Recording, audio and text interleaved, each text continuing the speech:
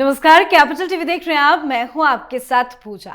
अफगानिस्तान के तालिबान विदेश मंत्री आमिर खान मुत्तकी 9 से 16 अक्टूबर तक अपनी पहली आधिकारिक यात्रा पर भारत में है। ये दौरा कई मामलों में काफी खास और अहम है। 2021 में तालिबान के सत्ता में लौटने के बाद ये पहला मौका है जब तालिबान शासन के शीर्ष मंत्री भारत की जमीन पर कदम रख रहे हैं, और वो भी ऐसे वक्त में जब पाकिस्तान से तालिबान के रिश्ते दरकते दिख रहे हैं। भारत ने इस पूरे घटनाक्रम में एक बेहद संतुलित नीति अपनाई है। तालिबान को मान्यता नहीं दी गई, लेकिन संवाद जारी रखा गया, यानी संवाद भी और दूरी भी। यही कूटनीतिक संतुलन मोदी सरकार की विदेश नीति की सबसे बड़ी ताकत बन गई है। हालांकि मुत्तकी के आने वाले दिनों में कई बड़े बड़े कार्यक्रम भी होने हैं, जिस पर हर किसी की निगाहें टिकी है, और विपक्ष जरूर कोशिश करेगा इस दौरे पर विवाद खड़ा किया जाए। हालांकि इसकी शुरुआत भी हो गई। दरअसल एक प्रेस कॉन्फ्रेंस आयोजित की गई थी, जिसमें महिला पत्रकारों को शामिल होने की अनुमति नहीं दी गई। महिलाओं के बैन को लेकर जमकर बवाल हुआ। विपक्ष के तमाम बड़े बड़े नेताओं ने सवाल दागे। हालांकि तालिबान की ओर से कहा गया कि जो कुछ भी हुआ वो अनजाने में हुआ, और उनकी ऐसी कोई भी नीति नहीं है कि महिलाओं को नहीं बुलाया जाए। तो अफगानिस्तान को लेकर क्या है भारत की डिप्लोमेसी, आपको बताएंगे। और ये दौरा पाकिस्तान के लिए कितना बड़ा झटका होगा, इसे भी समझेंगे। और इस पर चर्चा के लिए मेरे साथ स्टूडियो में मौजूद हैं कैपिटल टीवी के editor in chief doctor Manish Kumar. Doctor साहब, बहुत बहुत स्वागत है आपका। धन्यवाद। अफगानिस्तान के विदेश मंत्री भारत आए हैं, ये पाकिस्तान के लिए कितना बड़ा झटका होगा? झटका आप देखिए पाकिस्तान में क्या हो रहा है। मुत्तकी भारत आते हैं और पाकिस्तान इतना बौखला गया कि उसने एयर स्ट्राइक कर दिया काबुल के ऊपर। ये तो बौखलाहट है ना। ख्वाजा आसिफ कह रहा है कि ये अफगानी जो है ये नाशुक्रे लोग हैं, ये एहसान फरामोश लोग हैं, ये पाकिस्तान का खाते हैं, हमने सब कुछ किया, तालिबान को बनाया, सब कुछ किया, क्या क्या मदद नहीं की, और ये हिंदुस्तान के साथ हाथ मिलाते, पाकिस्तान जिंदाबाद का नारा नहीं लगाते। ये सब आज की घटना है। वहां एक अलग युद्ध शुरू हो गया। और सबसे बड़ी बात और सबसे मजेदार बात, लोग इसको समझ नहीं पा रहे हैं, क्या तालिबान का विदेश मंत्री, अफगानिस्तान का विदेश मंत्री दिल्ली में बैठ के पाकिस्तान को धमकियां दे रहा है।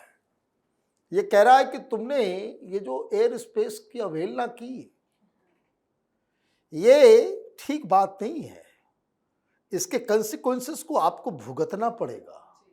वो ये कह रहे हैं पाकिस्तान को कि अगर जोर जबर किए तो फिर वो आगे काम चलेगा नहीं, क्योंकि अगर यही पॉलिसी अपनानी है, बातचीत का रास्ता छोड़ के जोर जबरदस्ती करने का अगर आपको शौक है, तो ये शौक पूरा करने से पहले आप इंग्लैंड वाले से पूछ लो, अमेरिका वाले से पूछ लो, रूस वालों से पूछ लो। ये दिल्ली में प्रेस कॉन्फ्रेंस जिसका आपने जिक्र किया कि किसी महिलाओं को घुसने नहीं दिया गया और एक बड़ा मुद्दा बन गया, वो इसलिए मुद्दा बन गया कि वो किसी मैनेजर जो जिस किसी ने भी इसे ऑर्गेनाइज किया उसकी एक गलती थी।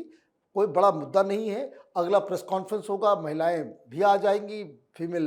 लेकिन इसका फायदा कांग्रेस पार्टी ने उठाया। प्रियंका वाड्रा हो, राहुल गांधी हो, हर किसी का बयान, वीडियो, सब कुछ इन्होंने पोस्ट किया। जो हाल पाकिस्तान का है वही हाल कांग्रेस का है।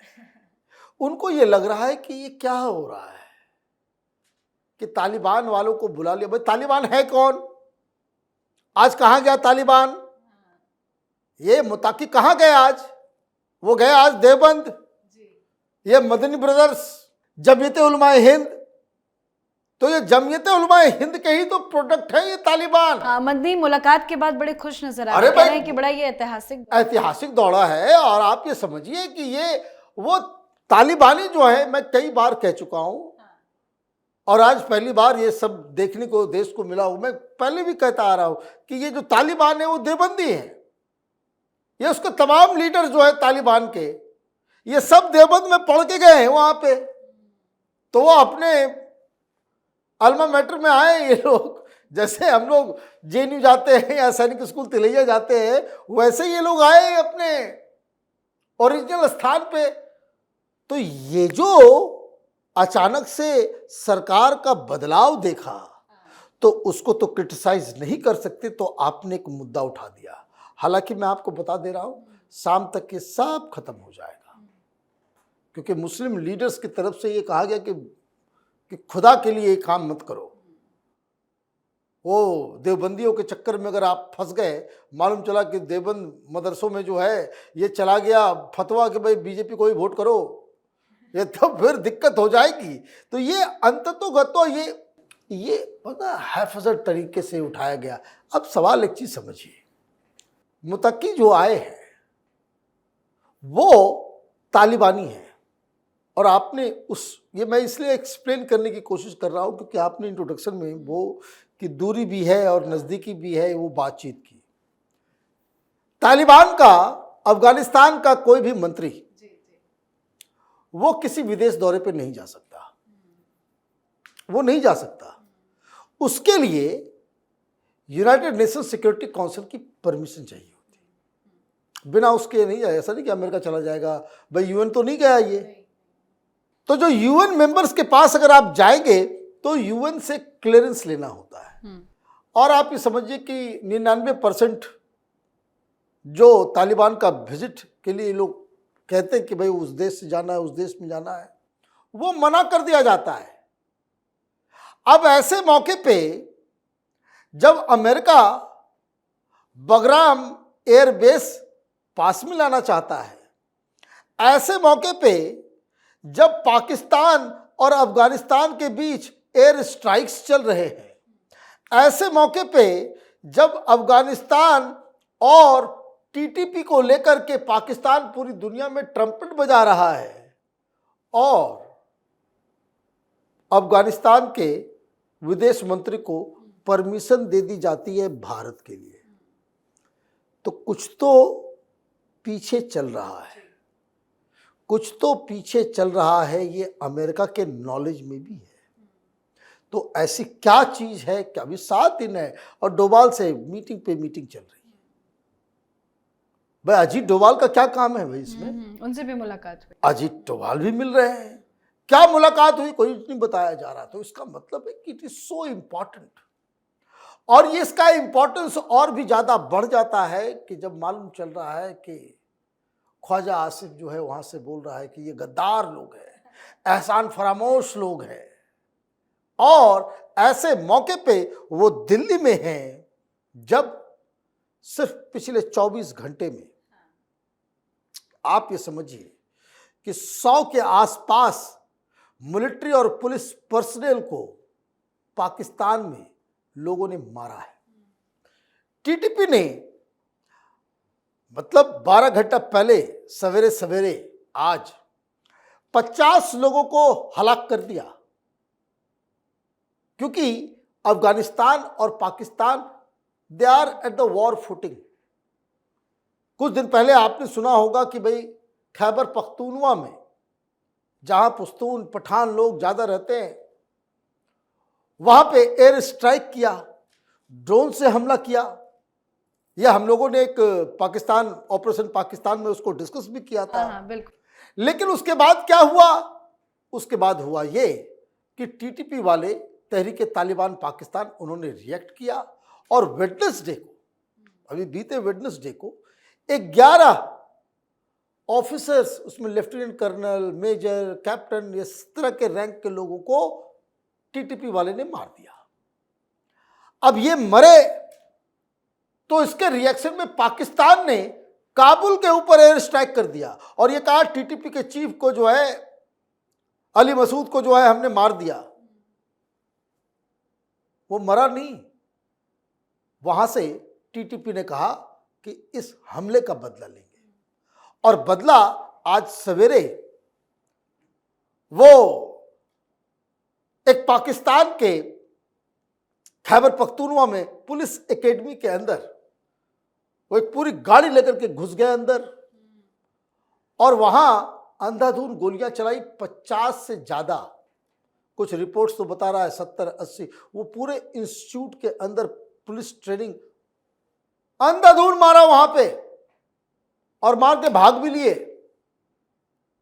जवाबी कार्रवाई में बताया जा रहा है कि 4-5 जो टीटीपी के जो है वो आतंकी थे वो मारे गए, अदरवाइज आपने उस पर अटैक कर दिया, आपने उसको मार दिया। इसी तरीके से आप देखिए, लाहौर जल रहा, कराची जल रहा है, इस्लामाबाद में दिक्कत है, रावलपिंडी में प्रोटेस्ट है, 12 शहरों में यह तहरीके लब्बैक पाकिस्तान ने ऐसा बवाल काट रखा है कि पाकिस्तान की सरकार को कुछ समझ में नहीं आ रहा है कि भाई करना क्या है। ये उनके समझ के बाद और बताया जा रहा है कि भाग गया है ये शरीफ और ये उनकी कुर्सी खतरे पे है। तो क्या है, आप इस बात को समझिए कि एक तो तहरीके लब्बैक और तहरीके इंसाफ, ये जो पार्टी है वो इमरान खान वाली पार्टी, ये लोग इतना ज़्यादा हंगामा कर रहे हैं। तो चीज़ों को डाइवर्ट करने के लिए अब तक क्या कर रहा था मुनीर, वो हिंदुस्तान में अटैक करता था। हमने क्या कहा, अटैक करोगे तो मारेंगे। अभी 3-4 दिन से इस तरह के बयानबाजी चल रही थी ना कि कभी भी युद्ध हो सकता है, कभी भी वो प्रोवोक करने की कोशिश। हिंदुस्तान जो है चुपचाप बैठा हुआ, हमारी तैयारी पुरजोर है।